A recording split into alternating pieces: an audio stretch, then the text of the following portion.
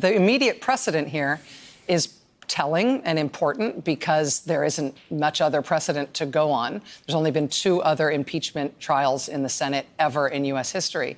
But the immediate precedent of the Senate trial of President Clinton involved some of the same people who are in the Senate today. Yes. And they were all part of that process that was a sort of remarkable and civic-minded, salient thing. The Democrats and the Republicans, the leadership agreed on a set of rules that earned not only bipartisan but unanimous support from all 100 members of the Senate. They were all on board with the way the Senate trial was conducted for President Clinton. It feels like we're a million miles away from that sort of an outcome in terms of how Senator McConnell is handling this in the Senate. But that's me looking at it from outside. I don't know if closer to the process you can see any more reason for hope.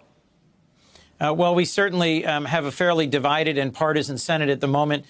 We spent virtually the entire day in roll call votes on judicial confirmations rather than doing more substantive work. As you know, the House has sent over a bill after bill that would deal with all sorts of important issues, whether it's climate change or the opioid crisis, gun violence in schools, or prescription drug prices. And Mitch McConnell, the majority leader, is proud of being the leader who presides over a legislative graveyard where we're not taking up and considering those bills. His responsibility now is to negotiate with Leader Schumer a set of rules, an approach towards the witnesses and the documents that would be part of any trial that gives us a real shot at a fair and a reasonable trial. As you reference, even during the bitter and divided period in which President Clinton was impeached, there was a vote, ultimately a vote of 100-1, adopting the rules and the approach that was worked out between the majority and the minority leaders. So there is precedent for that.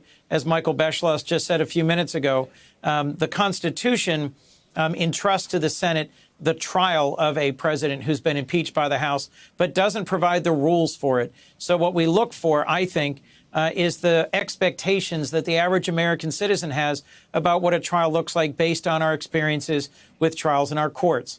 There are fact witnesses that are directly relevant to the charge. There are documents directly relevant to the charge.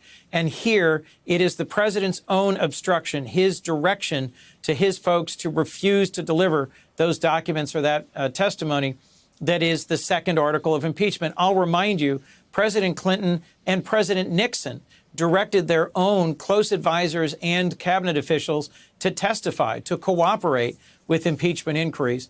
That's a piece of what makes this so unprecedented. I also, Rachel, just have to share one thing with you. I got a remarkable thing today in the mail. I got this little package with a beautiful White House seal on heavy stationery. It's a 6-page letter on White House stationery letterhead. If this is the president's response, if this is his defense, I got to tell you, it is unhinged. It is something that belongs not on White House stationery and letterhead, but really more on the ravings of a conspiracy blog or on Russian state television. It is meandering. It is unfocused. It doesn't respond to the charges rather than to denounce the whole thing as a hoax and an attack on the Constitution.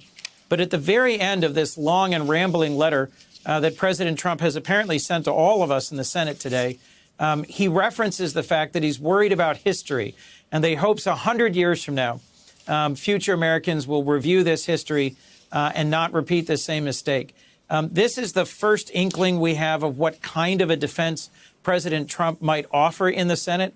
We don't know who will represent him, whether it'll be Rudy Giuliani, some of the House folks who spoke today in the Republican caucus, or whether it will be a disciplined and seasoned legal team, such as represented him in his defense in the Mueller probe. So I think we're in for a bit of a wild couple of weeks ahead, Rachel. I hope that Leader McConnell and some of my Republican colleagues look to history and look to the responsibility of the Senate. And in particular, I'm hoping that there are a few Republicans who are willing to press Leader McConnell, because we'll end up getting whatever rules 51 Republicans will vote for. If 4 Republicans will look at themselves and look at their role and press Leader McConnell for an honest and an open and a real trial, then I think there's a chance we will get what history deserves. In the absence of that, I think we will have a very brief political theater, and I think it will be a grave disservice to the American people and to the great work that's been done in the House to really develop the record here and to send us a set of 2 impeachment articles tonight that are very well founded in the evidence presented in the House. Democratic Senator Chris Coons of Delaware. Sir, I really appreciate your time tonight. Thanks for making time to be here on this historic night. Thank you, Rachel. Hey there, I'm Chris Hayes from MSNBC. Thanks for watching MSNBC on YouTube. If you want to keep up to date with the videos we're putting out, you can click subscribe just below me or click over on this list to see lots of other great videos.